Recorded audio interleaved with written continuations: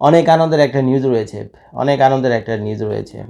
তো এই ইমিগ্রেশন সংক্রান্ত যখন ভিডিওটিটা আমি করি, মানে সচরাচর নেগেটিভ নিউজগুলি চোখে পড়ে। যখন বিভিন্ন পত্রপত্রিকা ঘাটাঘাটি করি, নিউজগুলো দেখি, খারাপ নিউজগুলি চোখে পড়ে। যেমন মনে করেন প্রায় 90 লক্ষ ব্রিটিশ, যাদের প্রত্যেকেরই ব্রিটিশ নাগরিকত্ব রয়েছে, ব্রিটিশ পাসপোর্ট রয়েছে, সেই 90 লক্ষ ব্রিটিশ পাসপোর্টধারীদের নিজ নিজ দেশে ফেরত পাঠানোর জন্য ব্রিটিশ সরকার একটা উদ্যোগ গ্রহণ করেছে। তার মানে ব্রিটেনের যে হোম মিনিস্ট্রি রয়েছে, সেই হোম মিনিস্ট্রিতে, হোম অফিসে এই ধরনের একটা নির্দেশাবলী তাদের পার্লামেন্ট থেকে পাস হয়ে ওই হোম মিনিস্ট্রিকে, এই হোম অফিসকে এই অধিকার দেওয়া হয়েছে, ক্ষমতা দেওয়া হয়েছে, যাতে তারা চাইলে যে কোনো ব্যক্তিকে, কোনো অপরাধী যদি সে ব্রিটেনের পাসপোর্টও থাকে, তারপর তাকে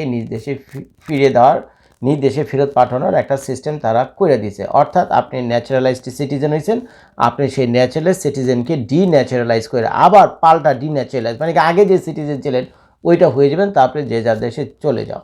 তো এই ধরনের একটা ভয়াবহ ঘটনা ঘটেছে। আর সেই সাথে আমেরিকার কথা না হয় নাই বললাম, ডোনাল্ড ট্রাম্প তো বুঝতেই পারছেন যে দেশে মাটিতে বসে ভিডিও করছে, বেশি কিছু বলাও যাবে না, কারণ আমার নিজেরও খাতরা। আমার আমেরিকার পাসপোর্ট আছে, কিন্তু যে কোনো সময় দেখা যাবে আমার আমেরিকার পাসপোর্টও আমাকে ডিন্যাচারালাইজ করে বা পাসপোর্ট রিভোক করে দিয়ে আবার বাংলাদেশে না পাঠা দেয়। তো যে কারণে ভাই বেশি পাকনামি না করেই ভালো।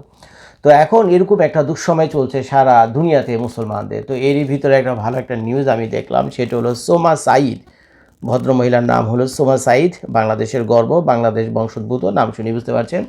সে কী হয়েছে, সুপ্রিম কোর্টের যে আছে, নিউ ইয়র্ক স্টেটের যে সুপ্রিম কোর্ট রয়েছে, আমেরিকার তো 50টি স্টেট, তার মধ্যে একটা হলো নিউ ইয়র্ক।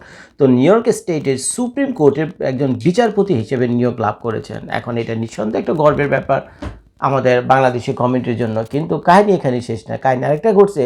এই মহিলা যখন ওই বাইবেলে হাত রেখে, উনি তো শপথ করেছেন, এটা আমেরিকার আইন, যদি আপনি এই ধরনের বিচারপতি পদে আপনাকে ডিপ্লয় করা হয়, তাহলে স্বাভাবিকভাবে আপনাকে ওই বাইবেলে হাত রেখে আপনাকে কসম খেতে হবে। কিন্তু আমাদের সোমা সাঈদ আরেকটা কাজ করেছেন, যেটা সারা মুসলিম জাহানে, বুঝছেন, সারা মুসলিম জাহানে এটা আলোড়ন সৃষ্টি করছে। সেটা হলো আমেরিকার মতো দেশে সে যখন শপথ বাক্য পাঠ করতে যায় এই বিচারপতি হিসেবে, তখন সে বাইবেলে হাত রেখে শপথ নিয়েছেনই। সেই সাথে এটা হলো আমেরিকার ইতিহাসে প্রথম।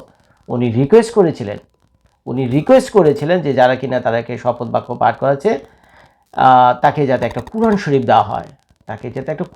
দেওয়া হয়, এবং কুরআনের উপর হাত রেখে উনি শপথ করেছেন আমেরিকার নিউ ইয়র্ক স্টেটে একজন বিচারপতি হিসেবে। তো যখন আমার এই নিউজটা চোখে পড়লো, তো আমি মনে করলাম এই জিনিসটা আপনাদের মধ্যে শেয়ার করা দরকার। এটা অত্যন্ত গর্বের একটা ব্যাপার। আমি মুসলমান, তো আমার জন্য যেহেতু একটা গর্বের ব্যাপার, তো নিঃসন্দেহে এটা আপনাদের জন্য গর্বের ব্যাপার হওয়া উচিত। তো পুরো নিউজটা আমি আপনাদেরকে পড়ে শোনাই। এই যে এখানে ছবি দেখাই, কোরআন ছুঁয়ে শপথ নিয়ে যুক্তরাষ্ট্রে বিচারপতি হলেন বাংলাদেশি বংশোদ্ভূত নারী। এই যে এই ভদ্রমহিলা, বাংলাদেশি ভদ্রমহিলা। এবার আমি নিউজটা আপনাদেরকে একটু শুনে ধৈর্য ধরেন। যুক্তরাষ্ট্রের বিচার ব্যবস্থায় এক তাৎপর্যপূর্ণ মুহূর্তের সৃষ্টি হয়েছে, যেটা কিছুক্ষণ আগে বললাম। কোরআন শরীফ ছুঁয়ে কোনো বিচারপতি শপথ নেয় আমেরিকার ইতিহাসে, এটি প্রথম। তারপর আবার ডোনাল্ড ট্রাম্পের শাসনামলে। আচ্ছা, বাংলাদেশি বংশোদ্ভূত নারী সোমা সাঈদ পবিত্র কোরআনে হাত রেখে শপথ গ্রহণের মাধ্যমে নিউ ইয়র্ক স্টেট সুপ্রিম কোর্টের বিচারপতি হিসেবে দায়িত্ব গ্রহণ করেন। সম্প্রতি নিউ ইয়র্ক সিটির কুইন্স সিভিল কোর্ট হাউসে আয়োজিত এক আনুষ্ঠানিক অনুষ্ঠানে তিনি এই শপথ নেন। অনুষ্ঠানে উচ্চপদস্থ বিচারপতি, সরকারি কর্মকর্তা, কূটনৈতিক প্রতিনিধি এবং বিভিন্ন কমিউনিটির বিশিষ্ট ব্যক্তিরা সেখানে উপস্থিত ছিলেন। ধর্মীয় বিশ্বাসকে সম্মান জানিয়ে পবিত্র কোরআনে হাত রেখে শপথ গ্রহণের বিষয়টি যুক্তরাষ্ট্রের ধর্মীয় বৈচিত্র্য অন্তর্বর্তীমূলক বিচার ব্যবস্থার একটি গুরুত্বপূর্ণ দৃষ্টান্ত হিসেবে দেখা হচ্ছে। সোমা সাঈদের এই সাফল্যে যুক্তরাষ্ট্র জুড়ে প্রবাসী বাংলাদেশি কমিউনিটির মধ্যে ব্যাপক আনন্দ উচ্ছ্বাস লক্ষ্য করা গেছে। অনেক স্থানে মিষ্টি বিতরণ ও শুভেচ্ছা বিনিময়ের মাধ্যমে এই অর্জনকে উদযাপন করা হয়। নিঃসন্দেহে একটা ভালো জিনিস। সোমা সাঈদ আমাদেরই অহংকার। বাংলাদেশের মাটিতে তার জন্ম, পড়াশোনা করেছেন আমেরিকাতে। তো এক পর্যায়ে সে আমেরিকার এরকম একটা বিশেষ পদে উনি গিয়েছেন, বিচারপতির পদে। চারটিখানি কথা না বলেন, একজন জাস্টিস। তো এটা সারা বাংলাদেশের জন্যই। আমাদের তো ভাই দুর্নামের কোনো শেষ নেই। আকাম কুকামে আমরা তো দুনিয়ার সেরা, কম বেশি আপনারা জানেন। তো এই ফাঁক ফোকরের ভিতরে দুই একজন মানুষ যখন উঠে আসে, এই ধরনের নিউজ যখন আমরা মিডিয়াতে দেখি, সারা আমেরিকার বিভিন্ন মিডিয়াতে এটা দেখানো হচ্ছে, এই নিউজটা প্রচার করা হচ্ছে, নিঃসন্দেহে আমি মুসলমান হিসেবে, সেই সাথে একজন বাংলাদেশি হিসেবে আমি গর্ববোধ করি সুমন সাঈদের জন্য, যে আসলে সত্যি সত্যি বাংলাদেশের প্রতিটা ছেলে মেয়ে যদি এরকম হইতো, এরকম সাফল্য পাইতো বা এই ধরনের একটা পজিশনে যেত, অহংকারের ব্যাপার। আর আর যে কাহিনীটা করে সে মানে সবার মন জয় করে নিছে, বিশেষ করে আমাদের মুসলিম জাহানের সবার মন জয় করে নিছে, সেটা হলো পবিত্র কোরআন। ওনার সাহস আসে বলতে হইব, ডোনাল্ড ট্রাম্পের এই শাসনামলে উনি যে ওনার কর্তৃপক্ষকে যে বলছে যে প্লিজ আমাকে একটা কোরআন এনে দেন, আমি সেই কোরআনের উপর হাত রেখে আমার এই শপথ বাক্য, যেটাকে ওথ বলে, আমি ওথ নেই, কোরআনের উপর হাত রেখে উনি যে সাহস করে এটা বলছিল।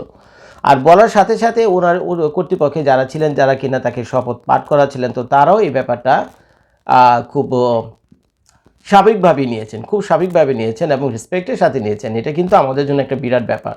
চাইলে কিন্তু তারা নাও করতে পারতেন, যেহেতু ইসলাম ধর্ম নিয়ে তাদের একটা সমস্যা আছে, বুঝছেন, মুসলমান নিয়ে তাদের একটা সমস্যা আছে পৃথিবীর বিভিন্ন দেশে। তো সেই কাহিনীতে না হয় নাই গেলাম, চাইলে তারা নিষেধ করতে পারতেন তার অনুরোধকে, বুঝছেন, কিন্তু তারা করেনি।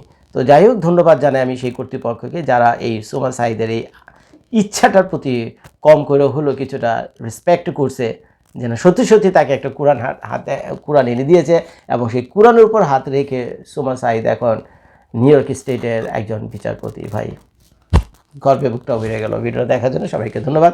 আসসালামু আলাইকুম।